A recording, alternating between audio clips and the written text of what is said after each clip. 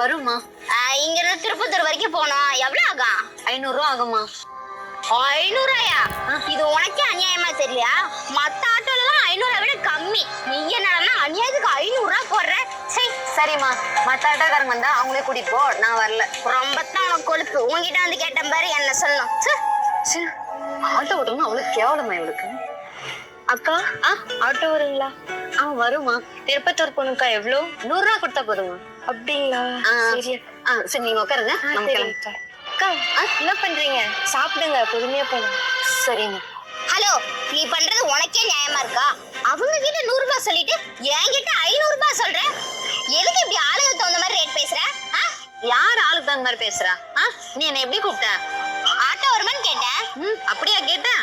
Auto வருமா அப்படின்னு திமிரா பேசுறேன். இதே அந்த பொண்ணு ஆட்டோ வருமாக்கான்னு சொல்லிட்டு எவ்வளவு மரியாதையா கேட்டுச்சு தெரியுமா? உனக்கு அவளுக்கும் நிறைய வித்தியாசம் இருக்குமா. எப்பவுமே ஒருத்தரை மரியாதை குறைவா பேசாத. நீங்க எப்படி நடந்துக்கிறீங்களோ அதே மாதிரிதாம்மா நாங்களும் நடந்துப்போம். நாங்களும் மனுஷங்க தானே. எங்களுக்கு உண்டான மரியாதை எதிர்பார்க்கறது தப்பாம்மா. சாரிக்கா, ஏதோ திமிர்ல அப்படி பேசிட்டேன். பரவாயில்லம்மா, இதுக்கப்புறம் அப்படி பேசாதீங்க என்ன. திருப்பத்தூருக்கு 100 ரூபா தாம்மா. நீங்க ஏறி உட்காருங்க. சரிங்கக்கா.